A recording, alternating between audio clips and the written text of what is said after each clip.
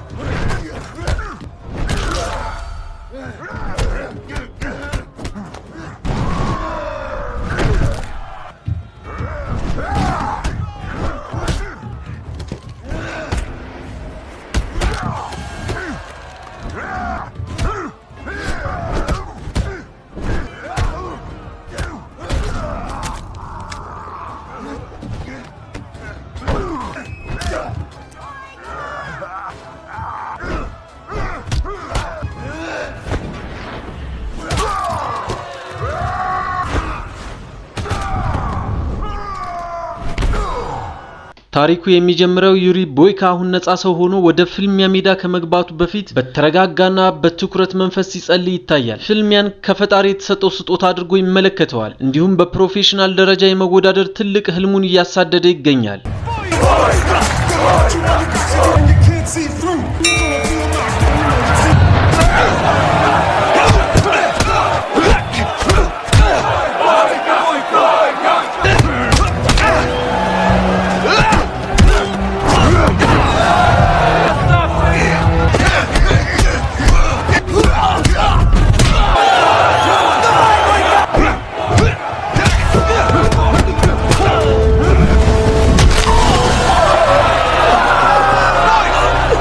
ቦይካ ተፋላሚውን በቀላሉ በመብለጥ የበላይነቱን ይወስዳል። ተመልካችን በደስታ ቆሞ ያጨበጭብለታል። የሱ ጉልበትና ጥንቃቄ የተሞላበት ተወዳዳሪ የለውም። ይህ ድል ለአውሮፓ ሻምፒዮና ስኳቶች ትኩረትን ይስባል። አሁን ቦይካ ወደ ፕሮፌሽናል ህይወቱ ለመግባት አንድ እርምጃ ብቻ ነው የቀረው። በሌላኛው የሩሲያ ጫፍ ደግሞ የሩሲያ እጅግ አስፈሪ ተዋጊ ኮሽመር በኮርኒያ ከፍተኛ ጥበቃ በሚደረግበት ወህኒ ቤት ውስጥ ወደሚገኘው የፍልሚያ ሜዳ ይገባል።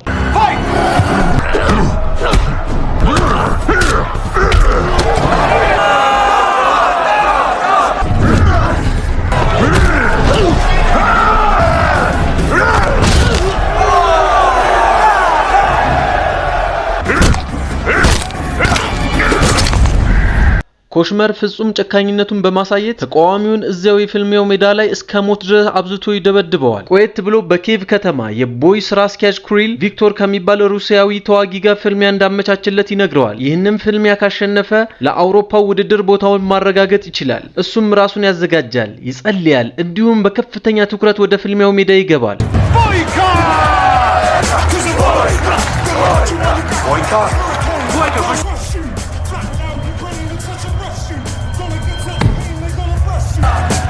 See through. This guy's pretty good.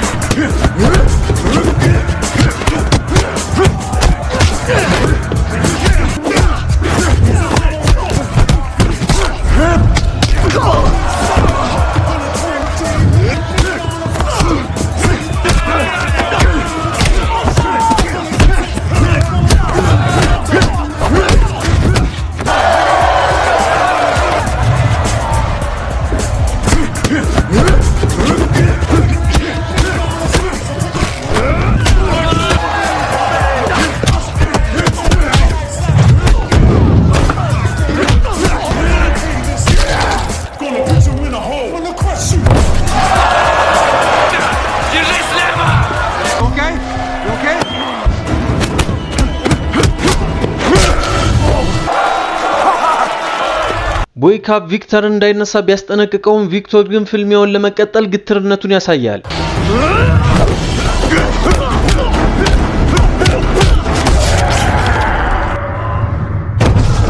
ቦይካ ሙሉ በሙሉ ይዘርረዋል። በሁኔታው የተደነቁት ስካውቶች የቦያ ወደ ትልቁ ሊግ የመግባት ጉዞ ግልጽ መሆኑን ያያሉ። ነገር ግን ቆየት ብሎ ቪክቶር በደረሰበት ከባድ ጉዳት ምክንያት ህይወቱ ማለፉን ይረዳል። ይህ ዜና ለቦይካ ከባድ መርዶ ይሆንበታል። በጸጸት የተዋጠው ቦይካ የሰራውን ስህተት ለመካስና ይቅርታ ለማግኘት ወደ ሩሲያ ለመጓዝ ይወስናል። በዚህም የውሸት ፓስፖርት በማዘጋጀት የቪክቶር ሚስት አልማን ለመገናኘት ወደ ሩሲያ ይጓዛል። እሷም አቅመ ደካማ ለሆኑ ወጣቶች በሚረዳ አንድ የበጎ አድራጎት ማህበር ውስጥ ትሰራለች። ቆየት ብሎ ግን ዛራብ የተባለ አደገኛ የምድር ውስጥ ፊልም ያዘጋጅና የማፊያ አለቃ ወደ ማዕከሉ ይመጣል። የማዕከሉን ህንጻ በሚስጥር ባለቤትነት የያዘው ይሄው ሰው የቤት ኪራይ ክፍያ ይጠይቃል። አልማ ግን የምትከፍለው ገንዘብ የላትም። በመሆኑም ኪራዩን እንድትከፍል አለዚያ ግን ከህንጻው እንድትወጣና ማዕከሉ እንዲዘጋ ከፍተኛ ጫና ያደርግባታል። ዛራብ ይህንን አጋጣሚ እሷን ለመጫወቻነት ይጠቀምበታል። በሱ የምድር ውስጥ የፊልሚያ ክለብ ውስጥ እንድትሰራ የሥራ ዕድል ያቀርብላታል። በሷ የገንዘብ እጥረት በመጠቀምና በማስገደድ ሙሉ ቁጥጥር ስር ያደርጋታል። ይህንን ካልተቀበለች ግን እሷ ያለባትን ዕዳ ለማቅለል ሲል ለማፊያዎች አሳልፎ እንደሚሸጣት ያስፈራራታል። ዛራብ አይኑን ከአልማ ላይ እንዳልነቀለ ሲያውቅ ቦያ አልማን እየተከታተለ ወደዛው የምድር ውስጥ የፊልሚያ ክለብ ይመጣል። በመጀመሪያው መገናኘታቸው ላይ ዛራብ ቦይካን ፊት ለፊት በመጋፈጥ ከቪክቶር ሚስት እንዲርቅ ያስጠነቅቀዋል። ቦይካ ግን ፍቃደኛ ሳይሆን ይገጥመዋል። የሟቿን ባሏን ዕዳ ለመክፈልና አልማን ከዛራብ እጅ ነፃ ለማውጣት ሲል ለአልማ ነፃነት ለመዋጋት ጥያቄ ያቀርባል። የተሻሉ ጎበዝ ተዋጊዎችን አጥብቆ የሚፈልገው ዛራብም ሐሳቡን ይቀበለዋል። ይሁን እንጂ ቦይካ ለዓላማ ነፃነት ሲል 3 ፍልሚያዎችን ለማድረግ ይስማማል። በጠላት ቀጠና ውስጥ ቢሆንም ጠንክሮ ይለማመዳል። ዛሬ ምሽት ደግሞ ቦሪስ ከተባለ ተዋጊ ጋር የመጀመሪያ ፍልሚያውን ያደርጋል።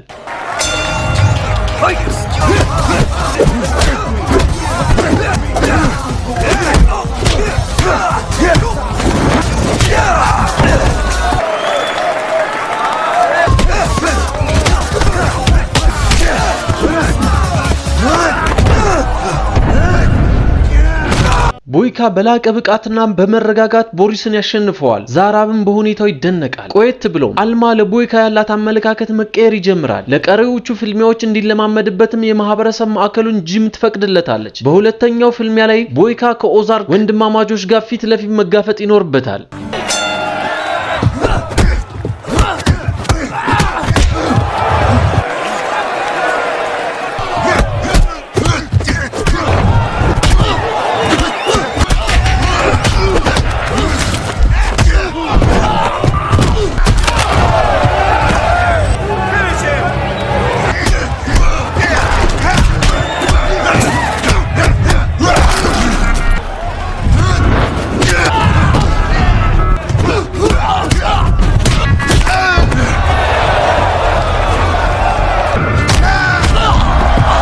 መጀመሪያ ላይ በሁለቱ ወንድማማቾች ጥቃት ቢጨነቅም ቁርጠኝነቱን በመጠቀምና ስቃዩን በመቋቋም ሁለቱንም ወንድማማቾች ያሸንፋቸዋል። ቆየት ብሎም አልማ ቁስሉን ታክመዋለች። በዚህ መሃል በስሜት መቀራረብ ይጀምራሉ። እሷም ስለ ማህበረሰቡ ማዕከሉ ዓላማና ቦታውን በባለቤትነት ስለመያዝ ስላላት ህልም በግልጽ ታጫውተዋለች። ለመጨረሻው ፍልሚያ በደረሰበት ቀን ቦይካ የዛራብ የምድር ውስጥ ሻምፒዮን ከሆነው ከኢጎር ጋር መጋፈጥ ይኖርበታል።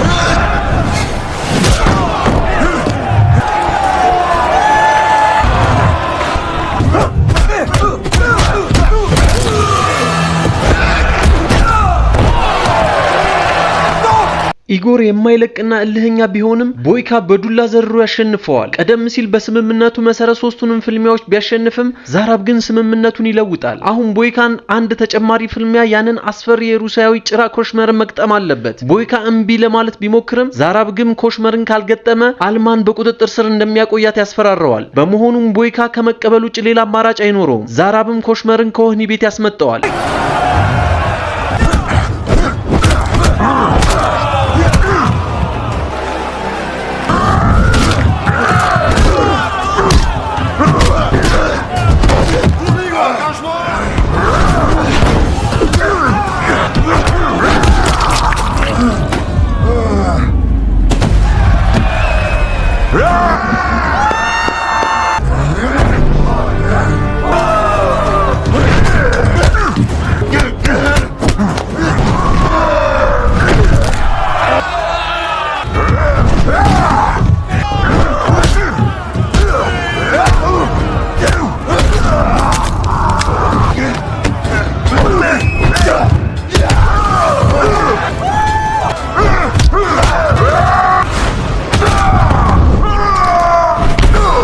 ቦይካ ኮሽመርን በተሳካ ሁኔታ በዱላ መጥቶ ራሱን እንዲስት ቢያደርገውም ዞራብ ግን በድጋሚ ስምምነቱን ያፈርሳል። ሰዎቹ ቦይካ እንዲገሉትና አልማን እንዲጠልፏት ያዛል። ቦይካ ግን ቆስሎም ቢሆን ሁሉንም መክቶ መጣል ይሳካለታል። ጉዳት ቢኖርበትም አልማን ለማዳን ዞራብን ተከትሎ ወደ ውጭ ሮጣል። ዞራብ አልማን እንደ መከላከያ ጋሻ ሊጠቀምባት ቢሞክርም እሷ ግን በቁርጠኝነት ትታገላለች። በዚህ መሃል ቦይካ ዞራብን በባዶ እጁ አሰቃቂ በሆነ ሁኔታ ይገለዋል። ወዲያውኑ ፖሊሶች አካባቢውን በመክበብ ቦይካን በቁጥጥር ስር ያውሉታል። ነገር ግን ተይዞ ከመሄዱ በፊት አልማን ይቅርታ ይጠይቃታል። ከ6 ወራት በኋላ በወህኒ ቤት ውስጥ አልማ ለመጀመሪያ ጊዜ ቦይካን ለመጠየቅ ትመጣለች። ይቅር እንዳለችውም ትነግረዋለች። እንዲሁም ነፃነቷን ስለመለሰላት ታመሰግነዋለች። በዚህ ጊዜ ቦይካ በመጨረሻ የመንፈስ ሰላም ያገኛል። ከሽቦ አጥር ጀርባ ቢሆንም እንኳን ፍልሚያውን ይቀጥላል። ይህንን የሚያደርገው ግን ለዝና ሳይሆን ማንነቱን ጠብቆ ለመኖር ነው። ለቻናላችን እድገት ትልቅ እገዛ ስላለው ይህንን ቪዲዮ ላይክ ማድረጋችሁን እንዳትረሱ። እንዲሁም እንደዚህ ያሉ ምርጥ ፊልሞችን ለማግኘት ሰብስክራይብ እያደረጋችሁ አብራችሁን ቆዩ።